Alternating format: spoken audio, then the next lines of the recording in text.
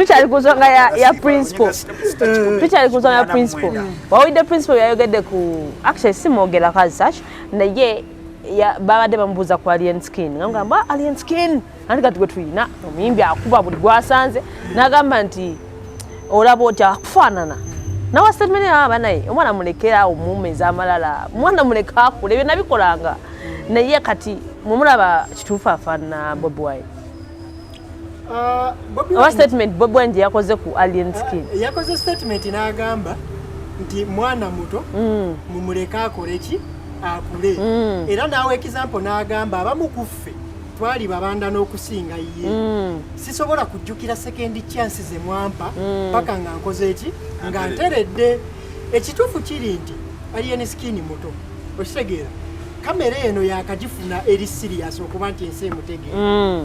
Eina wewagiramu atebuka sana tumulaba waliwo akayimba yali Kalifa yagamba yali Victor Kamenyo obuzibu bwava ku ndulu okitegeera waliwo n'akayimba ke bayita manyi gakazinda ngowedde akazindalo kano nga bwenkuga ifenna bwe tuli wano twogera nsobola okukola statement egi nempanika nefuuka w'amaanyi nnyo mu bbanga eriddako tini oba nenzikiriza nesitaddamu labikira mu maaso ga kamera gwe nga nawe kennyini otyokolaki okukyaza ne Bobi kyali mu kwogerako kimu simanyi oba industry eno enaawa alien skin omukisa okutuuka ku level ba Bobi kwe baatuuka nti atuuse n'akimanya nti bwenyiiza Ronnie Maka nnina omwetondera atuuse n'akimanya nti bwennyomba ne Case nsobola oyomba naye mu kamera nezire bali ne mugamba ebyo bya show jangu tuogere bwe mba kusanze ne kukanga mu kamera ebyo bya show bye bikola amawulire gwe mulimu nende bali tuogere nja kuwa kino na kino simanyi oba ku timu yali naka abantu abalowooza we batyo muwe ekyo kuba ekyo kyeyasinkanamu ne Case bwekiti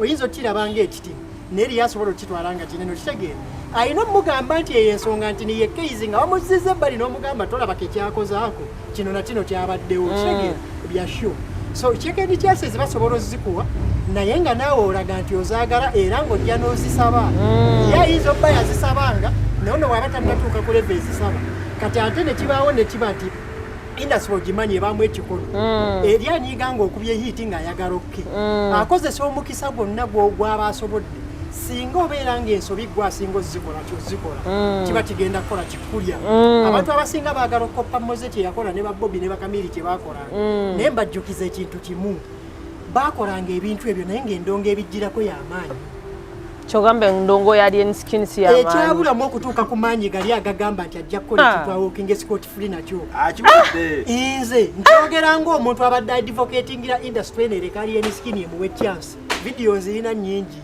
era njagala egimuwe naye njagala akitegeere nti bw'aba akyagala omaintaininga effujjo musical content naye amwongereko bitambule bibiri olaba kati Adamu kyagamba esi gwe kyoyina omumanya ebintu by'effujjo ebyo biraba ezo empisa embi zetuyita empisa embi oba abantu abali jento nga Adamu tuyita empisa embi lwaki owakanya ekya jento Adamu siminako buzibu walimba bulimbi nga tali siminako buzibu kati mbadde gamba abantu abali jento abali jento nga Adamu bw'omulaba balaba alien skin nga tebamutegeera balaba ekivubuka ekirina effujjo ekivubuka ekikubiddwa amasada kati ye tetungasina na kumuza alien skin ani yakuinspire ntegereyawo nti Bobi Wine okirabirawo nti akyambala Bobi Wine inspire abantu bangi naye nga tebakyambala kintu kati kankuwa ekyokulabirako Edikezo yagambanga yo muntu omu gwe yali agoberera from day one Masaka enyimba yayimbanga Wendi ne competition zonna ze yagendanga yayimbanga nyimba za Bobi Wine Wendi ne Edikezo omulaba talina kyekulaga nti inspired by Bobi Wine takyambala kati naye enjawulo gye yakola ye yayambala kyennyini ekya Bobi Wine alina akyambalira mu kiseera ekituufu nga abantu bakimiisinga nga tekyali akyambala bonna bavuddewo Batulumani bagenze Sizamani bagenze kati Bobi Wine bamugambye tojja kuyimba tewakyali mulala ne Bobi Wine nyini weyandibaddewo nenyi takyasobola kukyambala because n'amalasi talina n'okuzimba yakendeeza takyasobola naye kukyambala kati ali mu kifaananyi kirala ali mu so kati kitegeeza alien skin yakyambalya mu kaseera katuufu ate tayeegaana ekiraba kati nze kyensinga mu credit nga nakyogerako bye twali wano naawe nti ayina identity identity eba nzibu kubiitinga identity ekwawula mu bantu neziba nnyanya 10 guli ajawula nti enyengevu endala nto alien skin bwayita buyisi wano tuwetaga kubuuza nti oyaani ogamba simulabye nalabika alien skin wadde nga luyimba ino olumuto olumanyi aina identity omuyimbi omulala asokujja wano nibagamba nti oyani evairota nga tomumanyi kitegera nga talina nakiraga nti muyimbi naye oli aina identity ate agirina yekka ajambala nadde wali omuniga muyaye yetwalanga kibanda navuga piki ye goloza ali eniskini myende emeka gy'omusanga anywa enjaga sikirabanga kati nze abantu abamumanyi abamubeera nze mbaddereko naye bifo nga talinakuba yiti zisimulabangako nga anywa njaga sijja kulimba ebbanga lyenda biddala eniskini nagende musiba naye olunaku lulamba ng'ayogera okwogera ayogera ayogera mwena ne museko olunaku lulamba naye nga simulawo ng'anywa njaga ekiveera kimubeera wano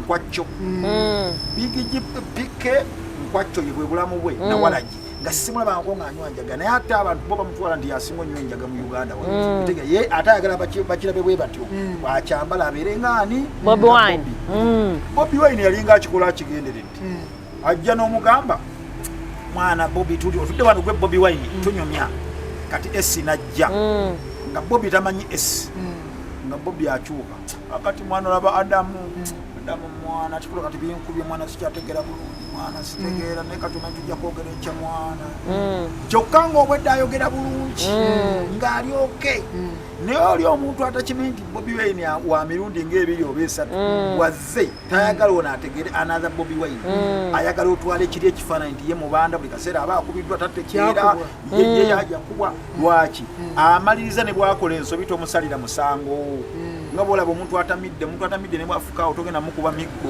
atamidde kati alien byakola leero bagenda mu excuse nga kiyaddamu kibadde agamba nti banaakuwa second chance zebawa Bobi Wine bajja zimuwa kubanga ye abalaze tategeera n'amagezi talina bwasi bwayogera mu kamera yakubwa kumanya yetaliiko yesimanya naye tamanyi kyaliko ajja mukuba n'amagezi kati kitegeeza bagenda mu excuse nga kuba ye abalaze nze ndi musiru zinakubwakubwa omuntu akola bw'atyo bamusonyiwa abanga mutamiivu mumusonyiwa naye ekyenjawulo kiri kyosembezaayo kyatalina endongo teriiwo nkiddamu nkimugamba Sebo Brian onkwata ali endongo teriiwo oyagala toyagala muganda wange bw'oyimba ebibi ebyo ebyokwogera ng'obuukabuuka ebigambo esitayiro gyayimba ng'abuukabuuka ebigambo alinga ajampinga ali abuuka omweso olabanga biganye sitaddenja ba esi batuuze bagee mu mpandikire ey'akayimba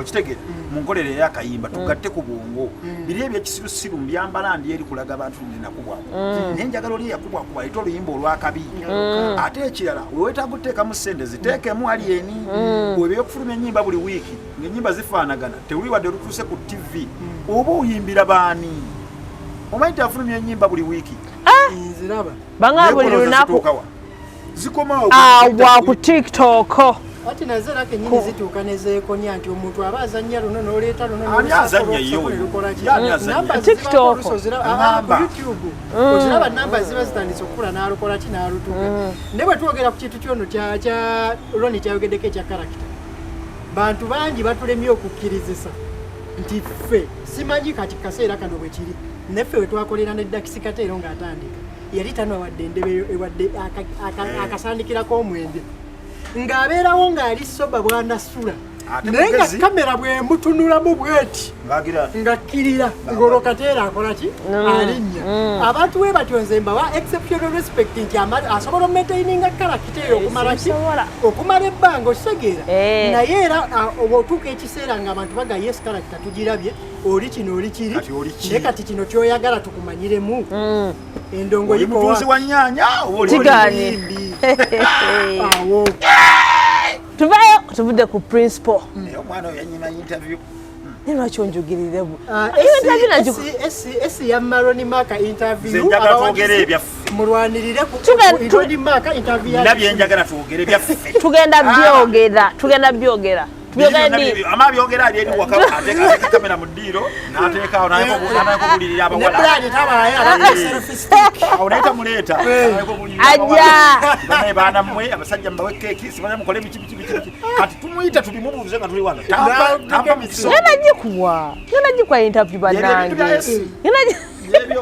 naye bannange kale tuvuddeeyo ebya interview tuvudde mukama wange ndamuwa interview ngenda nagikuwa twogere buli kimu tugenda byogera kwekuniza Brian gwabikwata teri kwogera bya byonna byonna jja byogera bya kisiru byogera ebintu mu kano kayiseemu eri egenda kubeera unscripted agambe yagenda bitema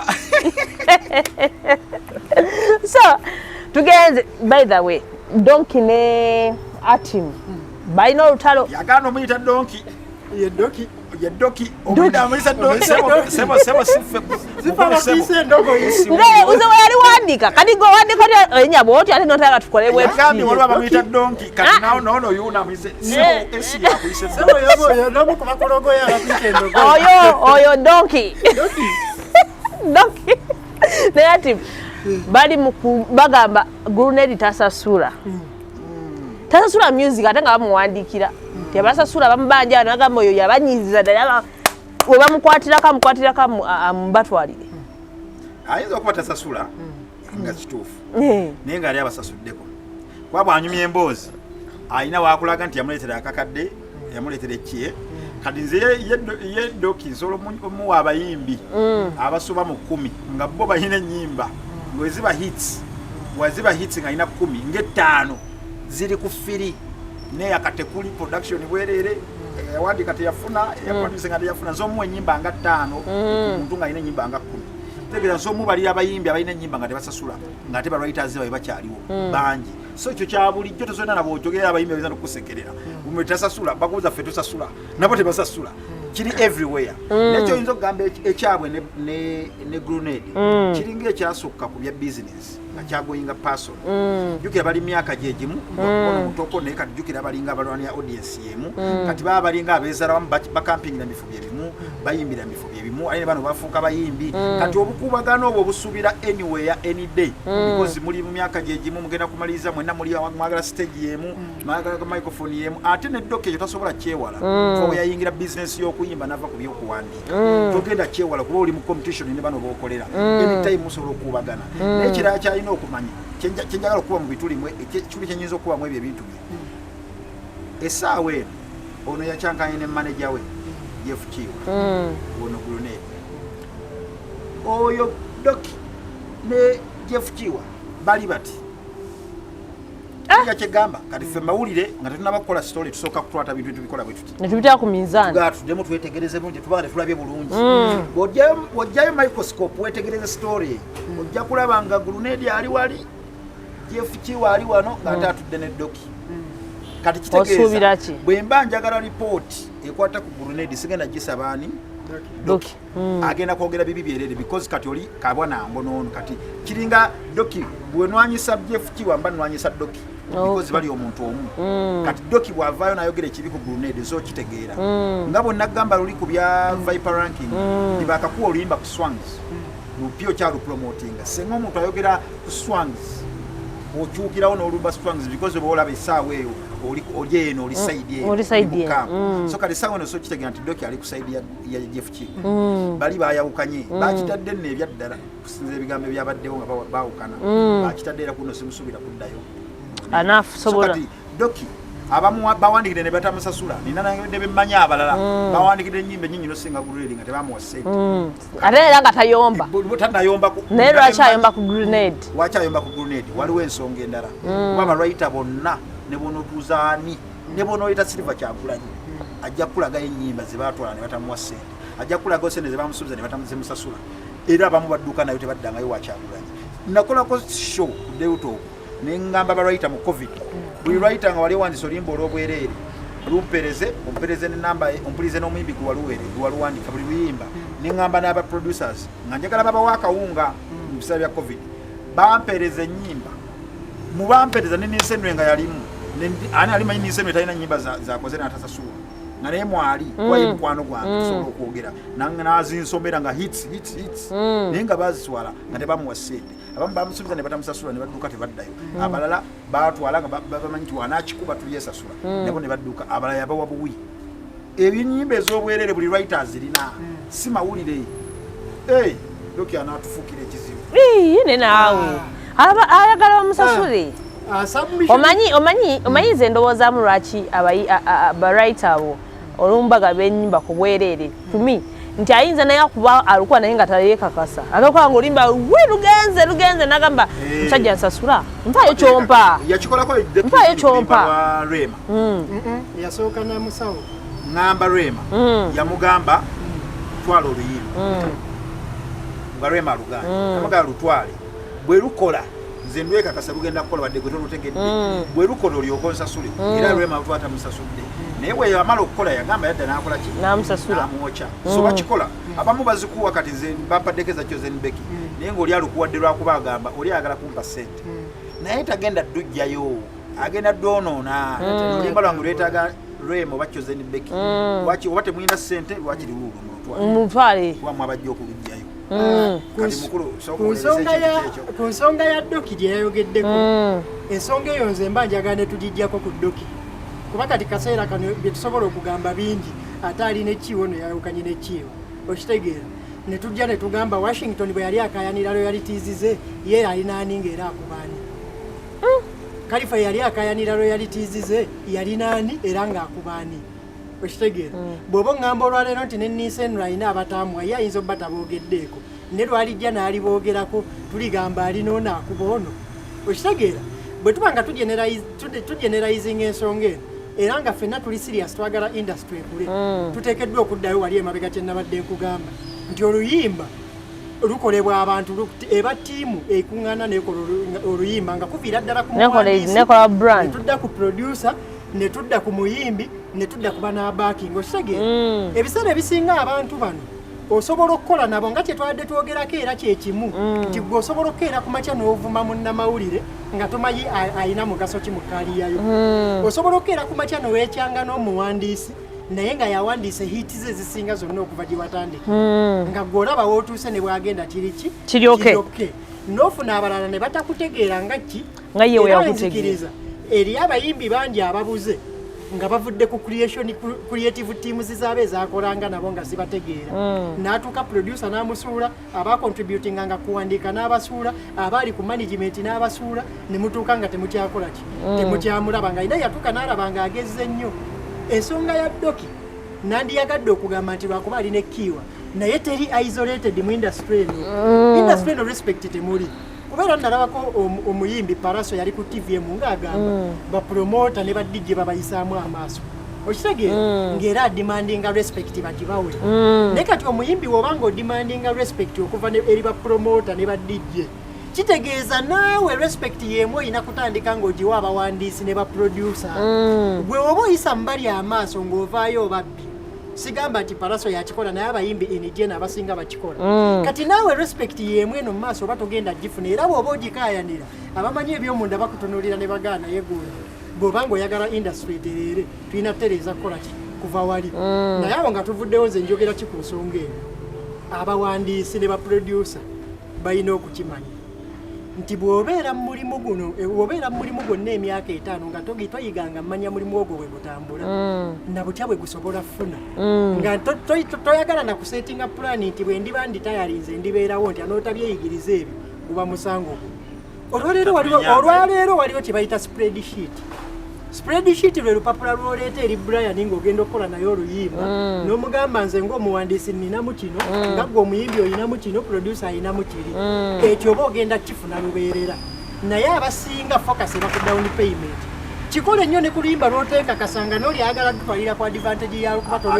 okusomesa olugenda kudibirira obeera n'oluyimba lwate gwe tosobola dweyimbira abaproducer gye batamanyi sente ezo ne bayimbi nabo tebakimanyi bo balowooza waba takutte percentage ya producer Jim ne writer yalowooza yagitwala naawe omuyimbi tugitwala esigalayo kati spreadsheets ezo lwakuba nti baproducer baffe tebalina bapublishers kati abasingirawo omubuuza nibosayininga spreadsheets egenda mugasaaki talina publisher talina gyagenda ati kyekiri kyekugambye obutaagala kumanya n'obuteesomesa mu industry muno nze siri muyimbi nensobola okuwa kampani bbiri nga zikola mainly strictly zikola publishing waliwo Kerere eri Anderswans waliwo omuziki ekola publishing nga bw'oba omaze ofuna spreadsheet yo osobola okugenda ne mutuula ate nga bagenda paka ne ku level y'okupiitingira music wo eri sites ezo okubanga ajja ku appearinga mu playlists ezaki ez'enjawulo kyekiri kyekugambye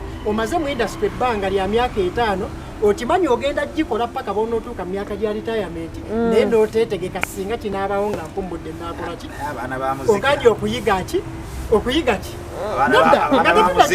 bwe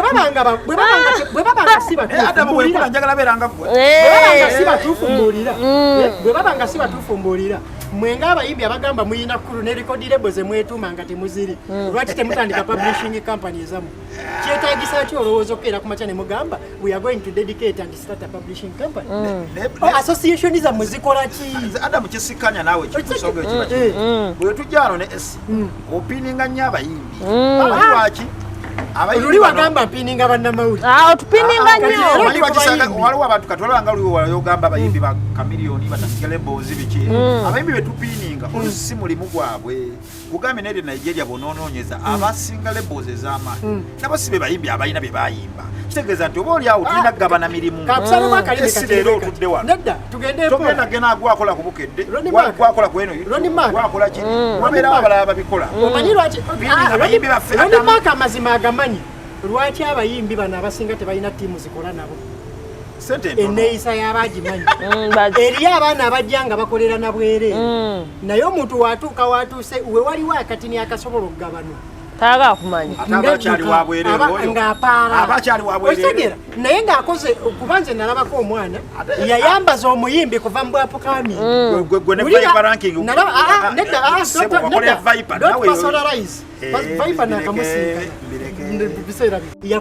omwana yakolera omuyimbi kuva ng'akyali apukamingi ng'amwambaza omuntu n'atuuka ng'atandise n'okufunamu kasente ng'ali ayagala omwana ono asigale ng'amwambaza ku bwereere naye ng'ate abamwambaza abalala basisinkanye mu industry bagamba nti oyo wakabibba abasasula kitegeeza ki ttiimu eno ye yagikola ki ye yagitta abayimbi be batta ttiimu zaabo iki okitegeera olwaleero publishing yakugabana sente ono Ronnie asobola okungamba nti ng'akedde ku makya n'alanga ati ayagala abaana abalina obukugu mu publishing basobola omububula singa omuntu akeera n'abakuŋŋaanya n'abagamba nti kati buli luyimba lwe mu publishing oba aluba muyinako ka percentage we kati ffe temutubanja omulimu guli eri mmwe ekkola publishing amutu basobola obbula olwaleero Ronnie ye kennyini ng'akedde n'alanga n'agamba njagala abantu benjagala otandika okukola nabo nga ttiimu bweti ne bweti chances alina nti asobola obafuna kuba abaana babeerayo nga bali excited baagala kukola nammwe naye bwe bajja temubassa mu business model mwagala sigala ku exploitation kati ekisembayo ku ekyo ng'ate bw'olwala ye twatuula ku kyo publishing music naye abayimbi be yawa spreadsheets be yali asinga okwesiga bakolera ennyimba bebasakugaana spreadsheets ne bagaana kati kitegeeza ye producer amanyi ne kamugwamu n'ategeera nti abayimbi tebali wingi kuwaayo nti share yoli tebali wingi yalaba ye mulimu akamateka album ye recently era yataddeko ye yekka buli wamu produced by written by buli wamu yataddeko Brian yalaze tayiteri yamuyambako naye nga producer amugambye nina publisher wange yafunye muna Kenya nabwa signing a spreadsheet naye ekyamwewunyiza nti omuyimbi oyo yaganye yomu kwabo basinze okukolera ennyimba so oluusi abayimbi tebaba wiringi ne maybe siyonga zino kyanonga zino zijja bakyusa bakyuse mu bintu ebyekidongodongo tebakaaba lwaki industry eganye ekyabeera wano eriimu kubanga bakyayimbira nnyo Masaka oyo mwana niye muwife bakyayimbira ddala oyo mwana niye muwife Brad ku kamera ani akuwa iPhone Brad sente ebintu by'okusaaga oyo mwana mwegendereza ayinza okuba ayinamu omuntu awo Nike yatogiraba oba yafunyeyo bino ebintu bino bifeeko gwe isimu gyakutama esente tugende maaso iPhone 14 oba yafunyeyo bano abantu basaamu polisi naye nga so nekibanga bwekyo ekitambudde onakobanga twagala ebemu respect bwe tubanga twagala ebemu order kitegeeza buli omu alina okukkiriza nti avunaanyizibwa kuleeta order togibanja DJ na promoter nga gweno wansi bakaba kubanga bano abakabe balala promoter nga akwiribyanga bagamba mutwale tebawolereza munno ayitiriza n'obugumu bukendeere bannange abimba tugende oba twagala mugwa kulya leero nzamugulira brad owulidde nzagulira esi leero bano kikubiddemu ati wano wedi ndabawo tunatuuka wali mmere tuwadde ne Ronnie tuwadde Ronnie Mark wamu ne Kasirye wano ku social media Muliro. Weyanza tesugenda bigula. Weyanziza. Tweyanziza. Weyanziza. Naye kati badde Interview yakiriza. bannange byonna tugenda bikola. Naye nga bannange thank you so much abatulaba abatwagala abakomenti nga comment waziraba Ronnie Mark ndowooza. Bwe twasembayo kuba ffenna waziraba. N'aba bawana Brian bwe batalaba. Omwana ng'asiiga ekifaananyi. Yes, ne Brian abadde ku camera. Thank you so much. Naye nga ntwala omukisa bagamba nti Satellite Hotel. Bano nabasangibwa Kisaasi Chanja Road. Awo balina hotel rooms ennungi. Gwenna akooye ng'obadde olina gy'ova n'okoowamu. Naye ng'onoonya ekifo ekiri safe. Abalina parking engazi, abalina w'owummuliramu, abalabi b'omupiira. Awo Satellite Hotel. Satellite Hotel Kisaasi Chanja Road. Chanja Road. Yeah. Nga wakavaawo ku roundabout. Ate balabika bulungi. Aha. Mabula sinagendawo naye nalabawo walabika bulungi. Kati njagala kgenda. Balina gym nno. Anti ova mbuuza. Balina gym, sauna, steam bath, massage, waliwo bwala ebyo. Njagala nnyo n'ebyokulya ebyo. Bina we. Banyabo nzija era esa agenda kundeeta wiiki eno. Nteeka okgendayo. Kati nange ntumire. Agenda kutumira. Ndinda. Then Joy Star Fashion Store. Bano basangibwawo ku Ham Shopping Mall. Awo opposite. Awo mali bali mukola kisaawe. Ham. Wakitegedde? Yasiruddewo bulwi. Naye kibali mukikola. Ogwo omulyango guyingira ekisaawe awo bw'otyo. Naye sigweyingira sinza kumenya nnyo. Naye tunagirira omunene. Olwo oyingira bw'oti. Kuno okusinga obunene. Awo. Watundawo n'ebyokulya awo. Gwe tunatuniza waggulu awo. Joy Star Fashion Store. Awo yo, mchala mweru awo yo maridadi. Bwaba mweru amumanyi. Anti omweru omuleberera amumanyi. U73, U74, U75. Eduka ddene nnyo balina ngoye buli kimu. Buli lugoye. Joy Star. Soko demo ogambye wa? Ono abadde atawandika Ham Shopping Mall. Awo omulyango ogwo guyingira ekisaawe ogwo munene entrance. Tegedde waawo. Tunula waggulu awo. Awo waggulu awo. Joy Star duka ddene. Natandika kuyingira otunula kyali. Nada awo nyini ku mulyango tunula waggulu. Flare y'okubiri. Flare y'okubiri. Duka ddene nnyo golaba Joy Star.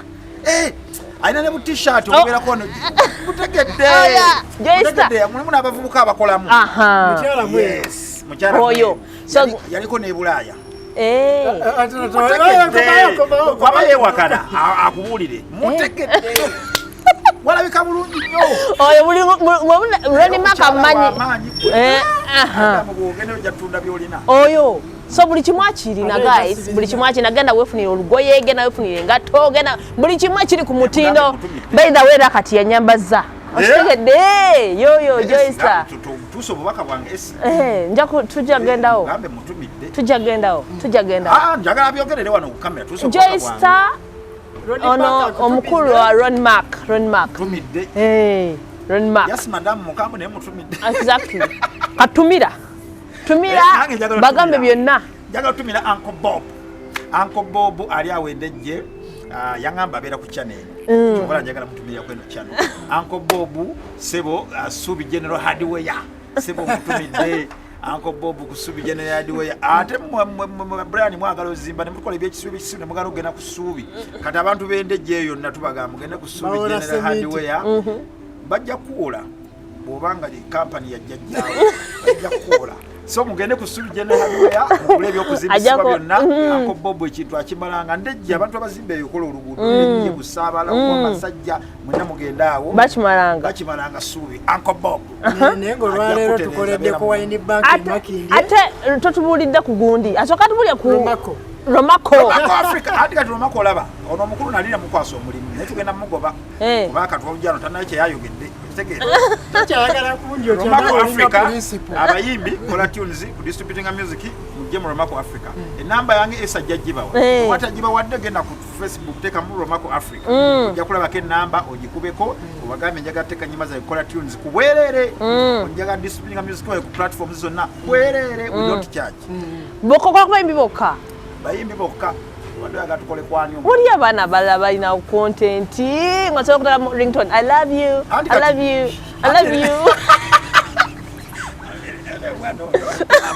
nze banyonyodde kola tune zonna zebakola tune waliwo akugamba njagala za business ko ezo bazitwesera buli week nakati waliwo ava okunkubira ezo ate ayagala za business kati woba olina business yo nga oyagala kalango nga bwekuba bwoti kalango kekavugakabusinessmedia.com ebyo byonna kyokola otukubira essimu notuwa kalango netukakuterayo woba tolina kalango era otuwa buyi bigambo biranga business yo nebyokola fa kalango tukakolera tukakuterayo era ku bwereere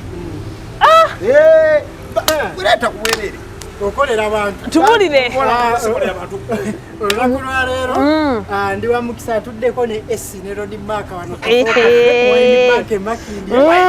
Rodmark eri wano Makindi opposite country club gwabeera mu Makindi nga oli mukuzo wamu ng'onoonya akafa akalungi w'osobola otuula buli kyakunywa weekiri kofi abaawo ebyokunywa biri ebizito wabibaawo ffe bye tutasobola bahaji tubeerawo na wakati mu kisiibo abatali mu kisiibo tubakolako ssaawa yonna oyingira n'ofuna kyoba okola ki kyoba oyagala ne buladi wange nagambye nkwagala nnyo bwe tuyiriba emirimu gyaffe ery'ekibuga nagambye maneja mpa eccupa waliwo gwe nasindika wano naŋŋamba nti yatuuka n'atuuka ebweru ng'anoonya wine bank kati mbwe ekigambo kyali bakiwandiise naye nga kyewetamu bwe kiti bakita batya Italian naŋŋamba nanoonya ekigambo naye ng'ekigambo bakiwandika nga oba tumanyi nnyo Oluzungu bana basomera mu kyalo osobola kukisoma najjako nowaboda era nagamba kiri wine bar